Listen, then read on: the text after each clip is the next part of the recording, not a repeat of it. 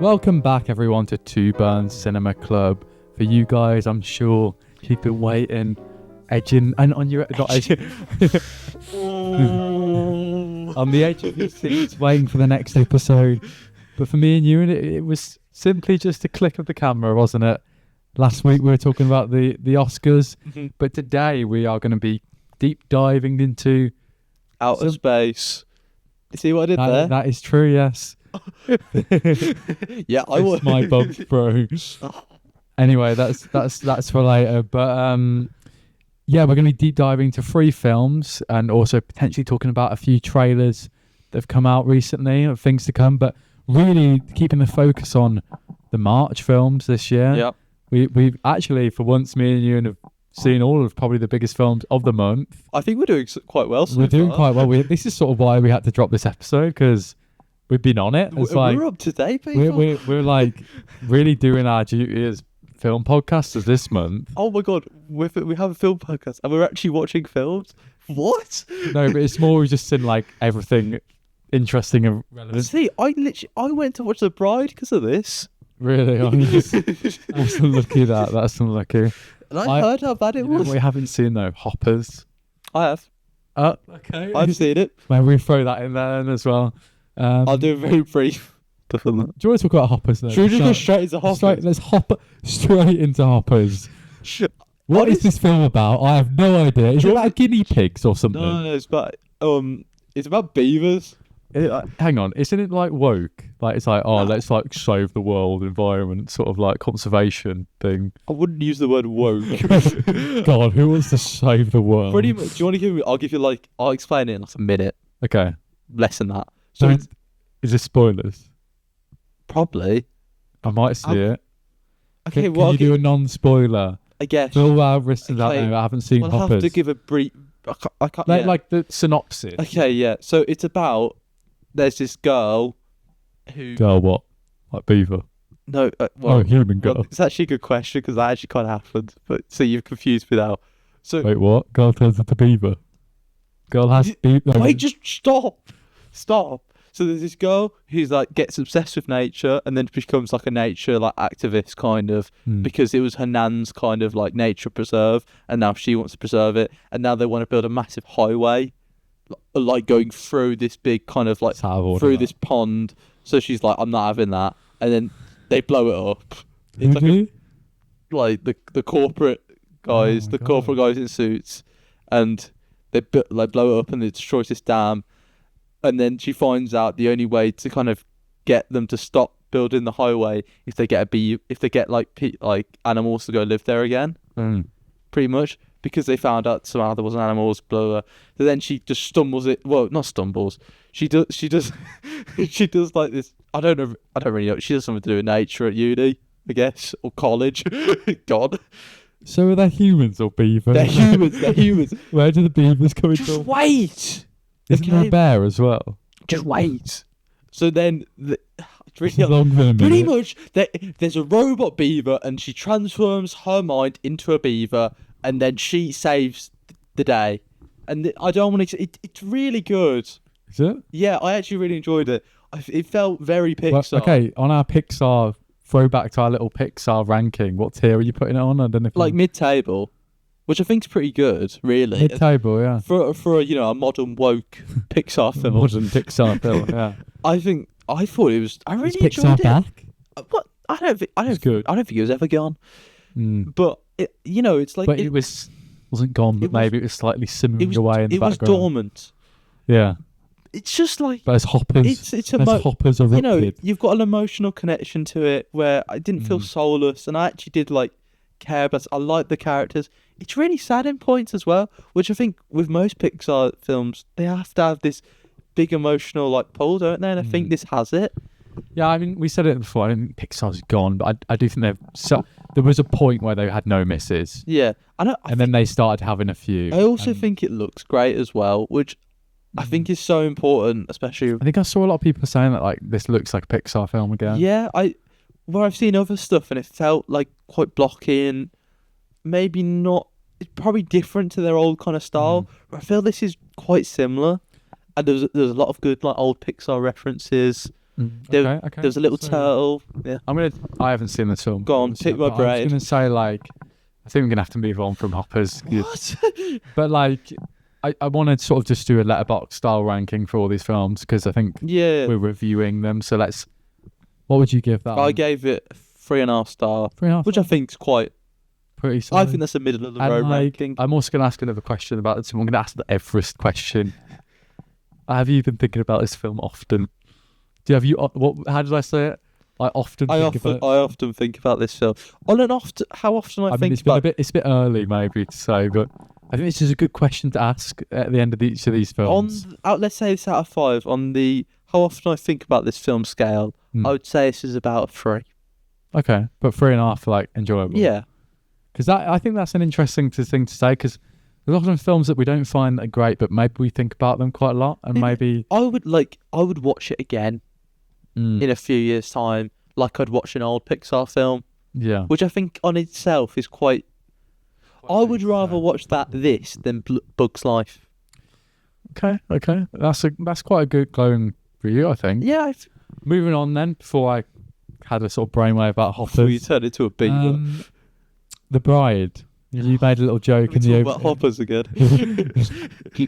You're in a little joke in the opening there. I had to go watch The Bride for this review. Who did you go to watch The Bride with? I went with Gabby. Oh, you go. This wasn't a solo trip one then. This wasn't a solo trip. No. We two-man this.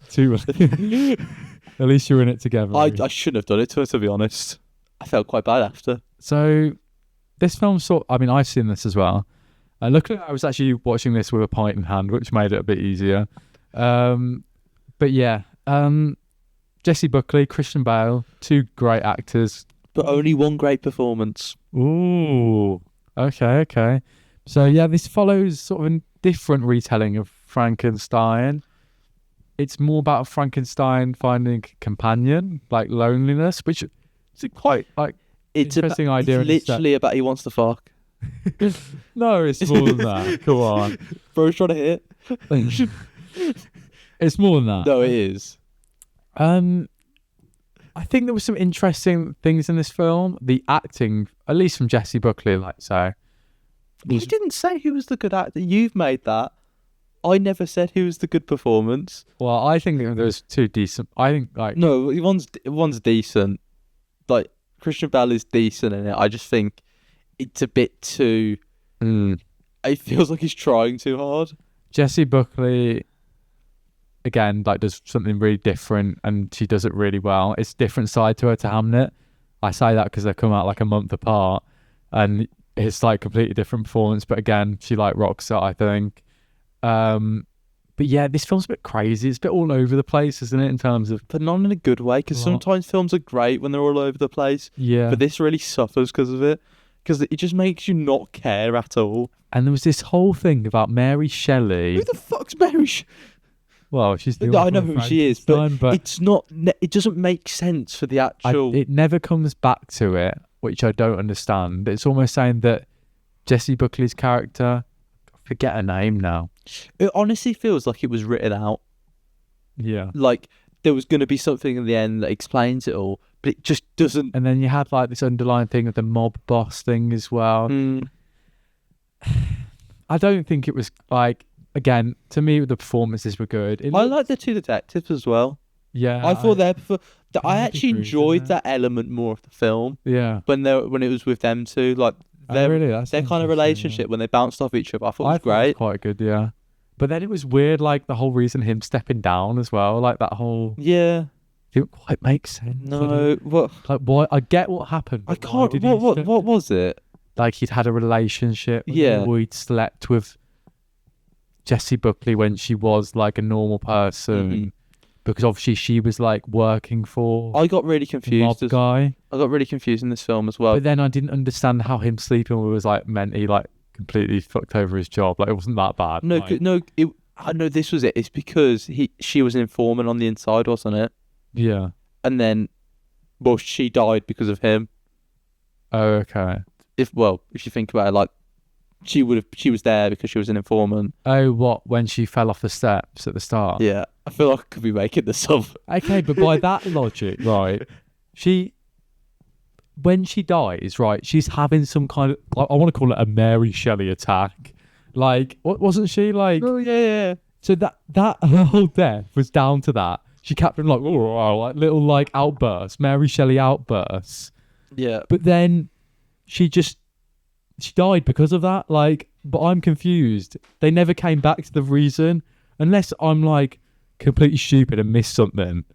But no, I don't think you were. Like, I didn't feel lost because I know exactly what you mean. I felt at points I felt I understood it, but I felt like I should be a deeper meaning here, but there wasn't. So, when you want to talk about the performances, you said I just thought like you said there was one good performance. I just thought Jessie Buckley was actually was quite a fun role for her, and it felt like she was just once again the shining light in it. Yeah, and it just felt Christian Bale just felt awkward and somewhat. I know he's playing Frankenstein. He is awkward. He's kind of robotic, but at the same time, it just felt. I don't know. It's just. I wouldn't put it like. I don't really put it down to like a bad performance. I'm not saying it's a bad performance. I just think he looks not as great because. I know what you mean. Yeah, he wasn't the standout, and the film wasn't that good. And Christian Bale, he's fucking incredible, isn't he? Yeah, let's be honest. So, yeah. It's just like I feel like he's had a rough patch. He hasn't had a crazy good film in a decent bit. Yeah. I think the last one was like Ford v Ferrari, probably. Yeah, like that's incredible. Yeah, and he's great in that. But then he did that Amsterdam, which is a bit of a flop. Of course, he did For Love and Thunder, but that's oh shit, I forgot about that. But he was like that was a paycheck. But it's a paycheck, but like he still gave quite a cool performance as the God Butcher or whatever it was. but like. I just think... I wish God would butcher me after watching this one. No, honestly, at the time, I was like, yeah, okay, that was all right. But then, and I was like, oh, it's probably like a 3 stars. But now I've thought about it, I actually changed my rating. I go like 2.5 because it just doesn't quite make sense. I was the exact same. So when I watched it, I actually thought, I liked some of it. I did. I didn't like the start of it, and then it interested me in the middle. Yeah. Then it lost me again. Yeah. Somewhere near the end. Maybe the editing, the pacing again was off. I don't know, but there was actually a good like portion of it. You know, when like they're in like the ballroom and like that. I was actually invested. Yeah, I know. For a bit, and then also for some reason, Abe like the whole city starts putting like black stuff on. I was like, do you know what it was giving? It was giving the Joker. Well, I actually saw a lot of people saying this was like Joker 2 again, like this was the lady car. Was it Corridor? I actually think it was better than Joker 2. No, well, do you? Well, I don't think it's a challenge, is it? No, I know, but I think it was like slightly better. I do think it was better. I remember. Not that. I remember watching Joker 2 in the cinema was most uncomfortable. I was in a really hot cinema, and I was like, just let me go. It's more that like the Joker had like quite a lot of hype because the first one was so great. But and then every like there was just a song, and I was like, why are they singing? Why are they singing again? Why are they singing? At least I didn't sing in this one. I think we should just look at. I mean, we're not the only one who thinks it's. Oh really? Trash. I mean, maybe not trash. What? I think I gave it a 2.5. Yeah, I finished with 2.5 on it as well. Which, I mean, I can't. Yeah. This had a crazy budget. It was, well, not crazy. It wasn't that big. It was about an 80 to 90 million, potentially 100 million budget. It was directed by, what was her name? Maggie Gyllenhaal. Maggie Gyllenhaal. I don't know. And also, what a waste of Jake Gyllenhaal. Honestly. Like a celebrity. You actually forget he's in this film. I guess an incredible actor who just gets... You can just get your brother and, like, why wouldn't you? Honestly, this has made... The opening weekend, it made 30 million worldwide, which is pretty shocking. And then it got up to 15 million to 21 million. We'll say 21 to be nice. It probably maybe on 30 now since this. So I saw a lot of people saying in the letterbox reviews and stuff saying this was, and I completely get it, it's a mix between like Fall Do, which was the Joker sequel, and Poor Things. Yeah. And, like, it was like a shit version. Shit of both. Even though one is like bad as well. Yeah. But yeah, I mean, the only thing to take from this from me was Jessie Buckley again, quite a good actor, and it's something else she can do. And Christian Bale, please, I want a really good film. Give him a good script or something. Good film. It felt That's like what he we was want. probably just doing a favour to Maggie No, I don't know. Gyllenhaal, because she's Rachel. she's favour to Rachel. That's how I saw it, to be honest. Like, same way it's her brother, like the brother. I don't know. Like, I mean, yeah, 2.5 for me as well. And on my sort of, how often do you think about this film? Will you think about this film? The more I think about this film, the worse I think it is why I go with that one. Yeah. Would you say the same? I have to agree. Okay, moving on to our third film of the video, and the podcast, Peaky Blinders, The Immortal Man. When did you see this? Give me this. Do we want to do a spoiler review and then a non-spoiler review? Yeah, I think probably, yeah. So let's talk about non-spoilers to start with anyway. We saw this, we both saw it in the cinema, didn't we? Not together. Yeah. I saw it showcasing Dudley, literally stones throw away. 200 yards the other way. You've Charlie's got Yard. Charlie's Yard.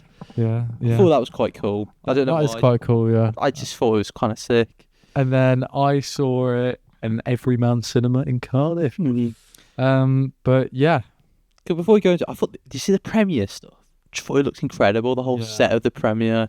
Yeah. In Birmingham as well. I actually think there's been a lot of mixed things on this film, and I think one thing that maybe sums it up quite well is, as a film, it's quite good, and it looks amazing. Like, one thing for me, it looks really good. Locations look good. The style, it's incredible. For me, I'd go as far as to say, like, it is incredible. Like, with the war aspect in it as well. I think that's the star of the show, this film, for me.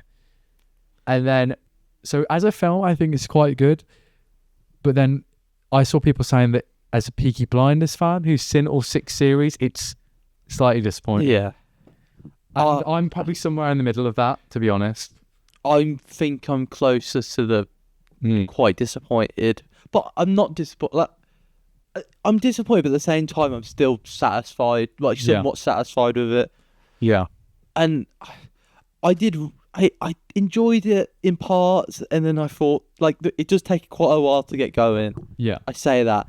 And I think it really does suffer from not having, like, someone like Arthur in.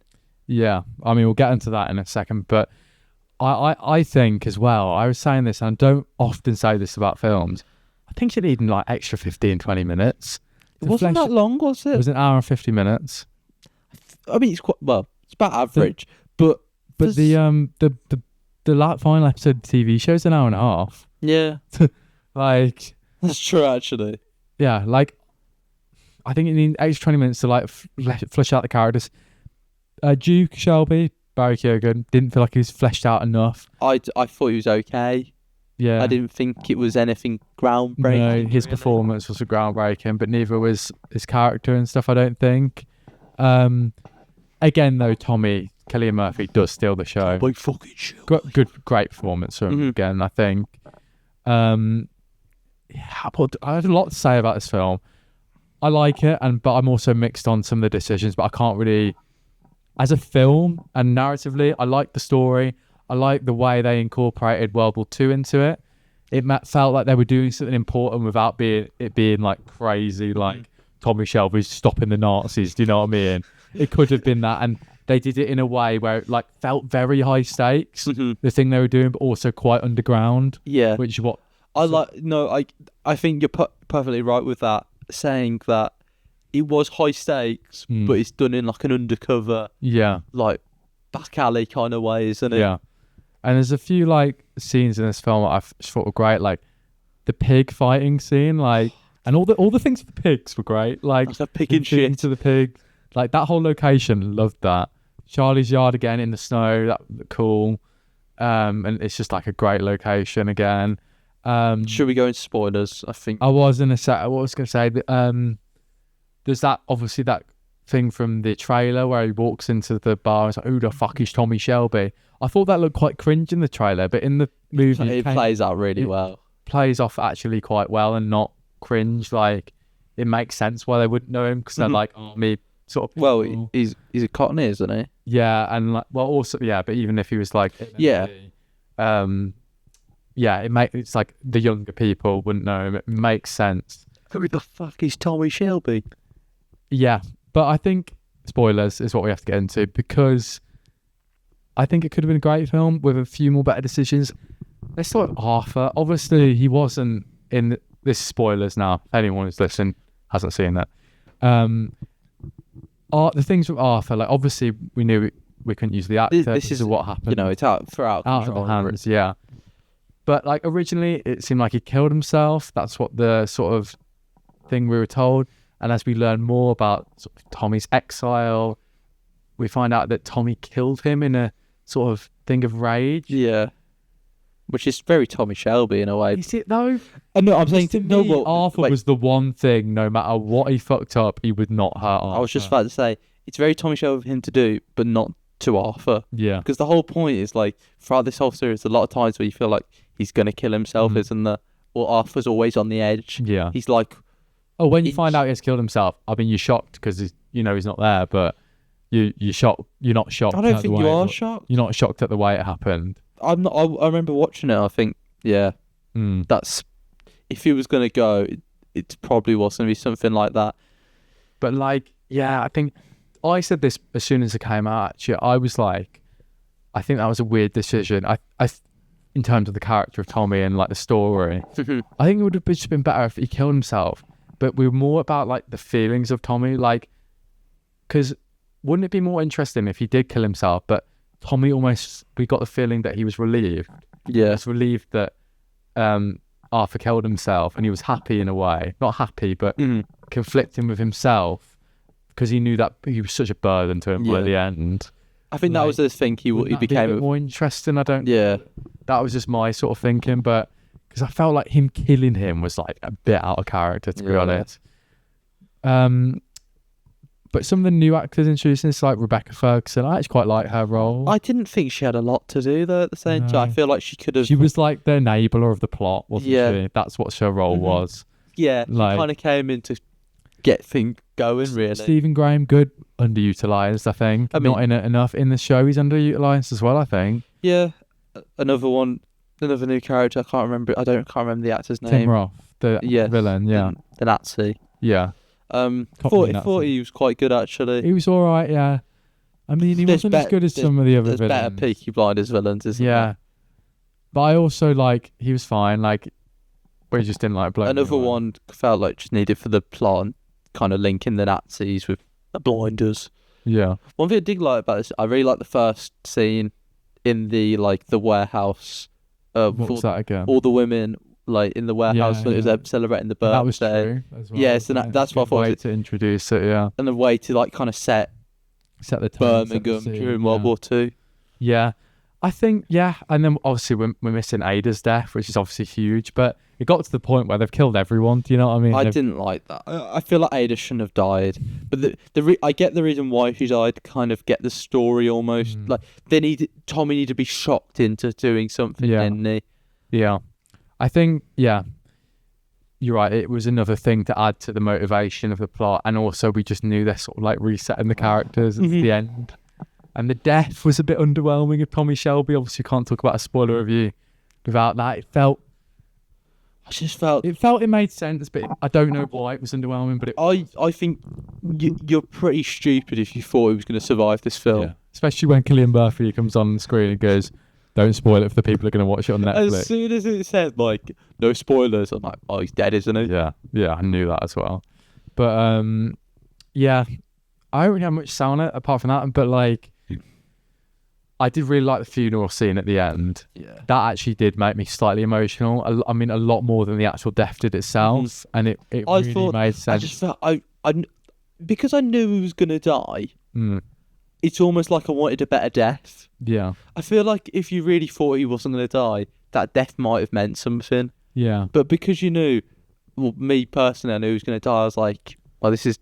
I think, okay, if there's a lot, we're talking about decisions. I think the film would have benefited from a bit deeper going into Tommy's exile, a bit deeper into like characters, a bit deeper into Barry Keoghan's character, just to flesh things out or make it feel more like a movie. But in terms of like the setting and the actual plot itself, I think it's solid. Like I was invested more and more. Like this, I did think it was a very good movie, and I would watch it again. Like I liked it a lot. but there was just those decisions, and I think that's why I say it was a pretty good film, but maybe only good film for, or maybe not even an average film for the big Peaky Blinders fans out there. And for that reason, I'd probably give it 3.5. I gave it 3.5. Maybe 4. I think I'm leaning more towards 4, but that seems quite high. As someone who's watched the series, I think you're leaning more towards 3, right? I know. I said I was quite Negative about it. I was quite negative when I came out of the cinema. Yeah. I was a bit like, not peed off, but not peed. No, I wasn't peed off. I was just like, I want more. Yeah, I can understand that. And the people I went with, they felt similar. Did they? Yeah. How often are you going to think about this one? Is it up there with Everest for you? I think I'll think about it. I think that's one thing it did have on me. I think it's just see the impactful death. It's an end of an era, isn't it? At the end of the day. Yeah, I think for that reason, it's a good film. It's a good film, and definitely better than The Bride. Let's not piss about it. Even as a film without knowing the characters, why are we comparing them? It's better than The Bride. What a silly thing. Moving on now to a few trailers that have come out. What trailers did you want to talk about? We'll talk very briefly on this. I thought June 3 trailer came out, looked pretty cool. I know you got to watch it in cinema yesterday. Would have liked to see that. It's quite a short one though, is it? It's more of like a teaser. I think there is a 2-minute one. I don't know if you probably didn't see I that had to go run and get my glasses from the car. I think I was coming in when that was. I think I actually missed that. Yeah, this trailer was dropped like 2 days after Chalamet lost the Oscar.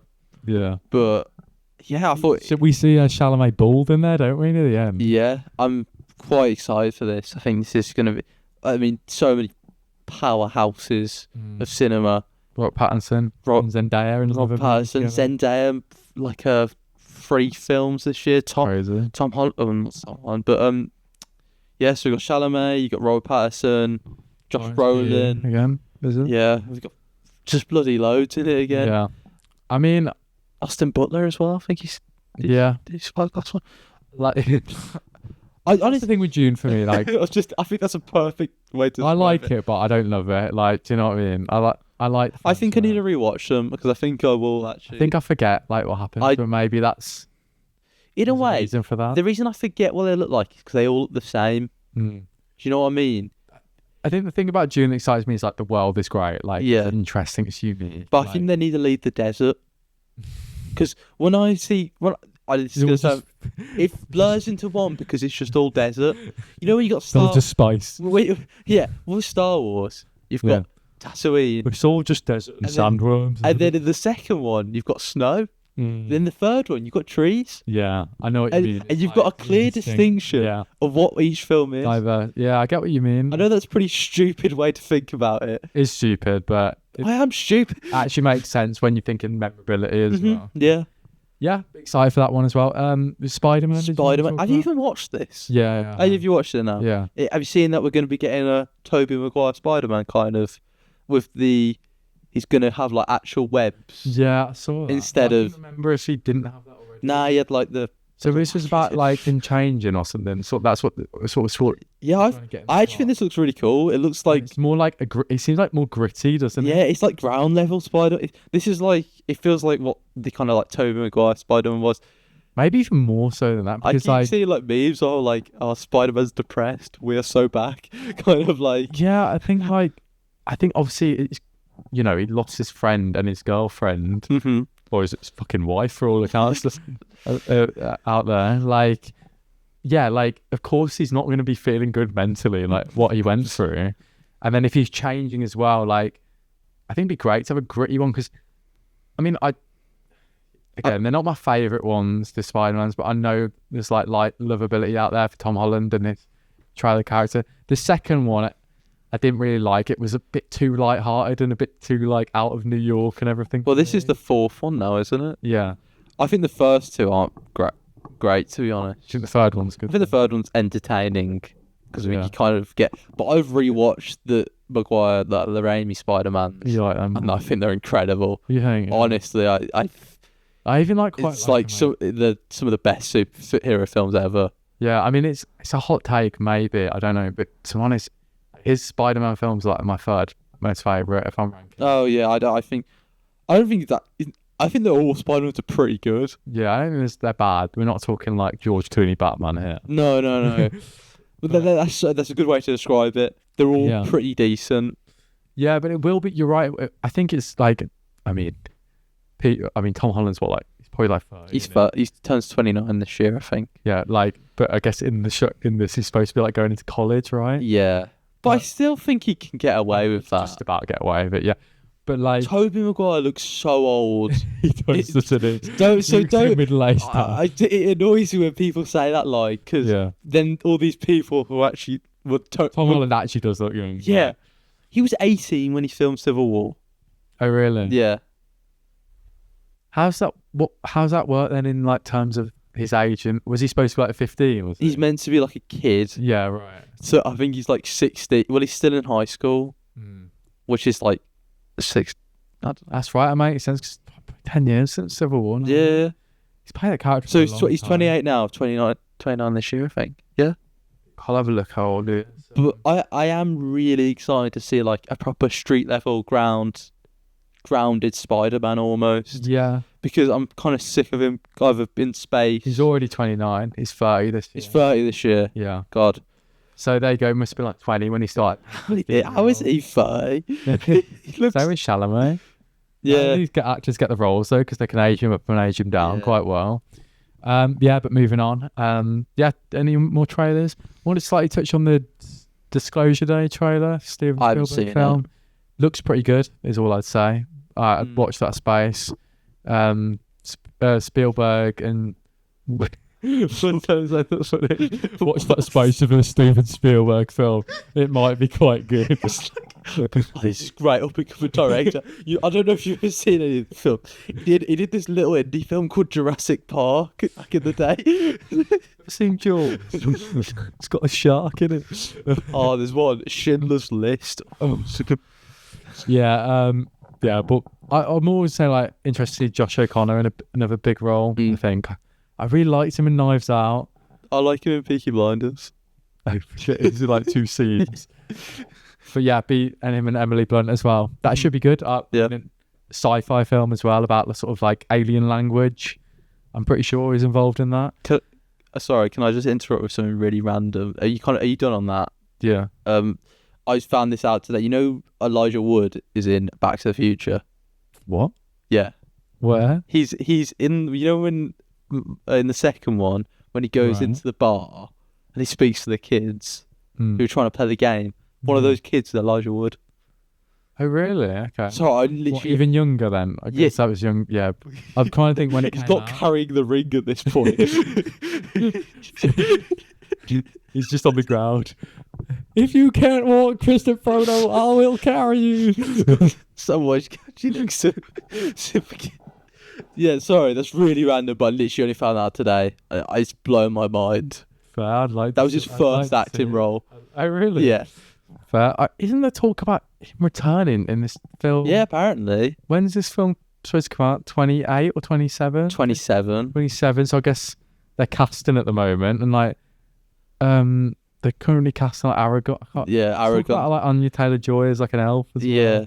She'd be a good elf. Yeah, she would be a good elf.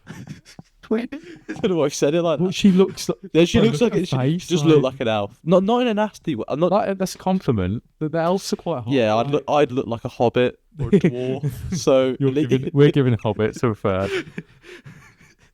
You see someone, you're like, yeah, they're giving a hobbit vibe. No, you got to break them down. When you see someone, you either got to think, are you an elf? Are you a dwarf? Are you a hobbit? Or are you just a man? I genuinely think everyone's in that category. Whoa. Have you seen that picture? No. Are you dwarf, hobbit, elf, man, or like orc?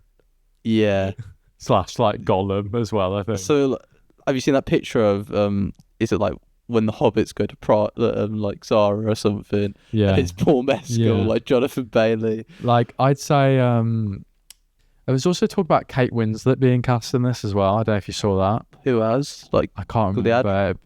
I can't remember, but yeah, maybe some elf or something. She looks like an elf. Giving elf for Gollum, isn't it? Yeah. Project Hail Mary. This is what we wanted to talk about quite a lot, didn't we? We absolutely love this, and I want to see it again. I've seen it, and I just want to see it again already. Like, it's incredible. The music, Ryan Gosling, so likable, Literally me. paced so well. Like not a like. This is a 2.5-hour film, and it absolutely flies by. I did not want it. No. To end. Like, yeah, I loved it. Like the relation, like to me as well. Like it was a good film, and then the alien came in. It was a good film. Then the alien came in, and it went up a level. Just elevates it. Because it didn't for initially. I was like, a bit confused. But as soon as that relationship started blossoming, it went up another level. I saw a lot of people actually saying that their relationship wasn't developed enough. I think that is bollocks. I think I haven't read the book, but I can imagine what it's sort of like. Obviously, a bit more in depth than things like this. But I think it was the amount they did was perfect. I was still really bought into that relationship. Yeah. Because I sometimes think that like some things feel rushed and not enough in films, but it was perfect amount. I know there's a lot of talk about maybe they make it a bit more funny, but again, that slapped to me. Yeah. It works so well. Like it made the relationship so wholesome. A bit more funny. Funny, yeah. Like saying you. Oh, you're saying it. Like You saying it? People like it was made too funny, or you saying it? people saying that it was less serious. It was more serious in the book. Oh. And also comparing to other big sci-fi films like Interstellar and Arrival, saying it's not it's like more lighthearted than that. But again, that's the charm of it. That's exactly what I loved about it as well. Ryan Gosling, the perfect actor for this role.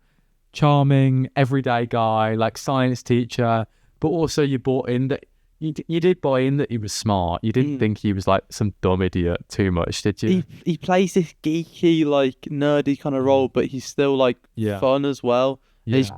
He's like one. I'm not. He's just not very like.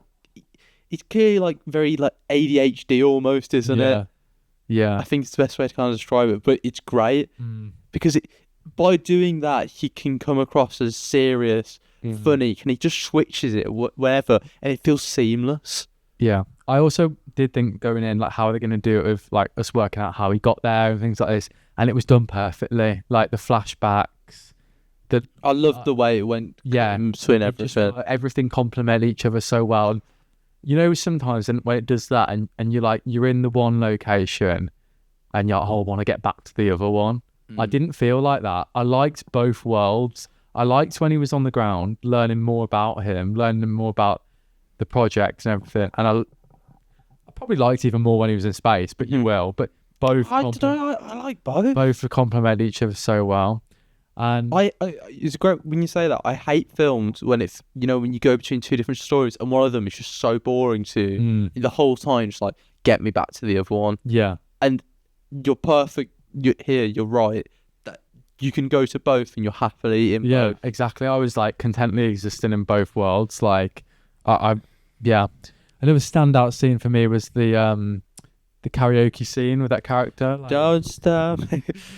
that song works so well for the film because it's almost like space, isn't it? It is like universal in a sort of way. It talks about that, and it otherworldly. It works so well. And that scene as well, like when there was some kind of romantic undertone between those two characters, maybe, but it was more about him having someone to care about. I think. I think the reason that's built up, is because when, of course, in the film, spoilers, when he does get put into a coma, like forcefully made to go, it's the kind of made to make that feel worse, isn't it? Yeah. And think like, oh, she's my friend. Yeah. And now she's done this. It's more of a betrayal then. Yeah. There was another thing in that, actually, apparently in the book, another reason why they force him is because the whole induced coma thing is to be put in that, for that to work, you have to have a very select gene, apparently. And he had that, which does sort of make sense because they were like really set on him, like, this is you. Like, it has to be you. Yeah, but I still bought into that, to be honest, because it made sense with like the expertise things he had and the time frame they were working on. I didn't need that extra thing. And I like how it gives this different dynamic of like he was wanted to go, or like he was inspired to go. He was made to go, like, and he didn't. And the fact he doesn't know he was made to go, and when he's like, I'm no hero and stuff like this, it kind of works. It so works well, like him discovering himself and discovering his mission, and isn't it just nice for once in one of these films, there's aliens and humans working together? Yeah. Like they're always, aliens are always the opposite, the bad guy, but it was nice to see. I think it, like, this is the thing with sci-fi films. They have like they get you because they're so otherworldly. They have a message, like, but almost more profound because it's like so otherworldly that you can relate to. And like it's showing like, yeah, they're an alien, but like people can work together. People can, well, it's different backgrounds can come together and do things. Yeah, great things. And like, yeah, I think it just, that dynamic worked so well, and I loved it. And Rocky was so funny. I've always seen like people quoting like amaze. Like, yeah, like there was loads more that I can't even remember from it that I need. I honestly just want to watch it. Just talking about it, I just want to go. Yeah, just want to watch it again.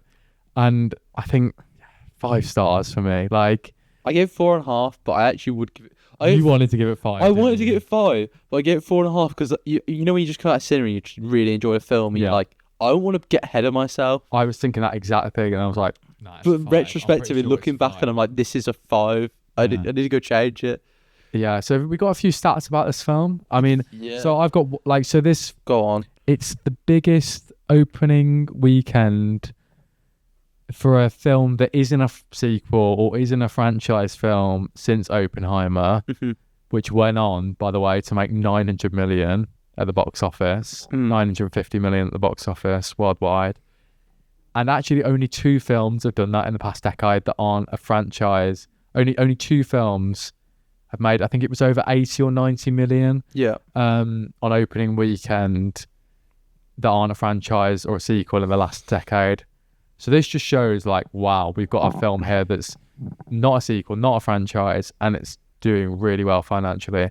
And I can only see it going up because like absolute cinema. Because the reviews are going to be coming in. I think I've not seen a negative review online for something. No. And I think there's 2 reasons for that. It's out of fear of people saying you're wrong because you are wrong. The only negativity things I've seen are people saying it's not at the level of like Interstellar, things like this, because it's not Interstellar. It doesn't. Yeah, I know. Because it's too light-hearted, or it can't be taken seriously because it's too light-hearted, and things like it wasn't fleshed out as much as the book. But I haven't seen the book, but I don't care. I haven't read the book. Even without reading the book, I know this is an incredible adaptation. Has Charlotte read the book? Charlotte's read the book. Has she watched it? Yeah. Which she said it's great. She's 5 stars. Like, I know it's a great adaptation because I can clearly show I bought into all the emotional aspects of everything without needing like anything else. Yeah. Even like, I think I read something in the book before he goes out to space again, when he's deciding whether to go, he sees the kids again, and him seeing the kids and like their young lives makes him want to go more. So I thought that was going to happen. I was very surprised we didn't go back to that school. Well, we sort of knew that anyway. Like when I think they did sort of little flashbacks in there. You know, there was a lot of sort of like, I don't really know how to explain. Like it was almost like flashing like through, a bit like how the ship was, wasn't it? I think it was supposed to replicating that, the ship and like the Petrova line, how it looked, like the style was. I don't know if you noticed as well, like in the cinema, I noticed a lot was the scenes at home were like different aspect ratio, the scenes of the world. My only one critique of like things I've seen other people say was I'd like to see a few more scenes of how it's affecting the world at home. Just to really like, I don't know. I somewhat agree with that, but I also think because there is some scenes and like it's snowing. There's 1 or 2 scenes, yeah. And in both scenes it's both very icy, yeah. snow. You get the vibe from that. But in a way they could be anywhere. They could be somewhere that's snowing. Well, we get the idea, don't we? You assume, which it makes sense to assume. I'm going to say it in Interstellar, but like we see the world like really like deteriorate as she, the scientist, is trying to like work out what's going on. We see it deteriorate in the future. I think, but maybe that would have been a bit too dark, and I think it also takes away the focus, which is the relationship between him and the alien and him and himself. And yeah, like I always thought he was going to go back to Earth as well, but he didn't, did he? This is what I think great about it, because right into the end, it's not predictable. You're left wondering, are you? I was 70% sure that he was going to go back to Earth. Yeah. Or in some way, capacity, and see Rocky. But I always knew he was going to see Rocky again. Yeah. I always know that relationship wasn't done. And I think the choice to make him go to his planet, I don't think anyone was necessarily thinking that. Well, I assume people would, but I don't think it's the obvious choice. It's such a feel-good movie, and they're the best for me. Like, I just can't critique it. Like, it's so good. I went on my own to see this one, actually. So I should have took someone to see this one, really. Yeah, like, I don't even know what to say anymore because it's just great. I have two complaints, but one of them is my own fault. Camera's gone. I walked into the cinema a few minutes late, and I thought I know. I got stuck in traffic. Like, actually late? Actually late. It already started. But I thought I'd walked into the middle of... I also walked into a wall because it was that dark. Because they were in space, so there's no light coming from the screen. So I literally walked into a wall. I was sat right at the front as well, so everyone probably saw me. Anyway, but I thought I'd walked into a screening midway through, because you know the way it starts? He's like in space and he's clueless. Yeah. Because I didn't see the start of it. I was like, fuck, have I just walked into the wrong screen or something? Well, you thought it was near the end? I thought it was in like the middle of the film. Because I thought, and then I kind of worked out, okay, this is how it starts. Yeah. And my other complaint was, why is there no Champagne Supernova in the film? It's great in the trailer. Yeah. To have that in the film, I know it's got hard. I was waiting, but it would have been I incredible. thought it was going to be at the end, did you? Yeah, I really did. But it seems like I've already the film's been out a few days, and I've already seen loads of edits of it, like, and it's all with Sign of the Times, isn't it? Yeah. Because that song wasn't supposed to be in the film. Like, that whole karaoke scene was like, they said to the actor, "Oh, pick like an emotional song about saying goodbye," and she chose that, and then that's just almost like took it on to, like, it was such a perfect choice. Yeah. Oh, definitely. I can't fault it. I mean, it's really. I'd never really listened to it before in like that kind of way. It's like, I've built a connection to the song now through the film. Yeah, like. But my only theory about the Oasis thing, I don't know if that was just for the UK trailer. Oh, was that? That's the only thing I'm thinking. I don't think it was. I'm not sure. I might be wrong, but that's one of Oasis' biggest songs in the US. Oh, okay. Pretty sure. It was that and Wonderwall are the biggest songs in the US. Not Don't Look Back in Anger, Champagne Supernova. And it does sound like a space song as well. Yeah. I thought we were going to get like... I kept thinking we might get like Bowie or something as well. But like, that's been done before. It's been done, hasn't it? And we got a bit of Beatles as well, which is always good. Really, that worked well. And I love I said this to you earlier, the Beatle bug things that they sent out. They're actually called Beatles, and that's why. And the science in it like made sense. Like, and I love I love the way it explained science as well, because even in the beginning, the way it explained the premise of the film was in a classroom. For it was kids. Great. I was thinking, how are they going to do this to get interested? Oh wait, if you explain to a bunch of kids, surely we are the kids. Yeah, we are the kids as well. We've got to understand this if these can, isn't it? Yeah. Which I thought another great way to do it. Yeah. And I don't think any of it's hard to understand. No. Which I think was something like Interstellar. I know we've said this a lot. Yeah. You have to really like follow. It's difficult. It pays off. But that is the point of Interstellar. It's meant to be not easy to follow. You've got to actually, it makes you think, doesn't it? Yeah. I think this was crazy easy to follow. You still need like think about it and stuff. Oh, yeah, but like, I get what you mean compared to Interstellar. Like, but I think that was the beauty of this. It's so simple, wasn't it? It's so beautiful. Like, one more Interstellar thing. Do you not think, I don't know if this was just me, but you know when they go into Rocky's spaceship, do you not think it looked like Interstellar when he goes into like the time warp thing? Yeah, I did think that as well, actually. I haven't seen anyone say that. No, I don't know if it was just me being crazy. Like the bookshelf. Yeah, I get what you mean. Maybe it was Rocky's ship the whole time. Well, it's all connected, James. It's all connected. Yeah, and well, this makes me really want to read the book as well. Like, and I've heard the audiobook's really good. Apparently it's like an Amazon audiobook. I want to watch Martian again now as well. Yeah, I said that to Dad. I was saying, like, it's obviously the same author. It's good. It's not quite as good as it lacks the emotional. Gabby's going to see Project Hail Mary tonight. I think she'll love it. I think she'll love it. I'll be very surprised. She'll be the only person I know who doesn't like it at that point. But it'd be interesting to see how this does, and like financially, and like whether it like carries over. So financially, it's got like, at the moment it was on like 140 million globally last time I looked. which is Very good. for an opening weekend. That's pretty. Well, it's darn interesting because I've never seen this film before. They dropped it for 2 days, which you saw it on, didn't you? good. I saw it last week. You saw it before, like Yeah, most. 50-60% of the world. Like, I don't know how that happened, but Well, that's what they did. They dropped it then, and then they shut it all down, and then they opened do you it like think a normal. do you think cinema. this box office number includes that? I think so. Yeah, I'd say so. Yeah. because that was that on the weekend as well. There is it? I saw it on a Yeah. Saturday. Yeah. I think it would include that. Yeah, it's got iOS. I watched it, and then I went to Weatherspoons after a bunch of people, and literally the only thing I spoke about was telling people to go watch Project Hail Mary. Really? I was just drunk going, you've got to see it, you've got to. I did sort of see. I mean, there was only a few days of that before I seen it, but it is becoming one of those. You were films, like isn't saying it? to me, like, you haven't shut up about Project Hail Mary. I'm going to be really disappointed if this is bad now, really. Yeah. Because I just kept hyping it up, and I was like, I think you're overhyping this. You didn't And- overhype. And it, though.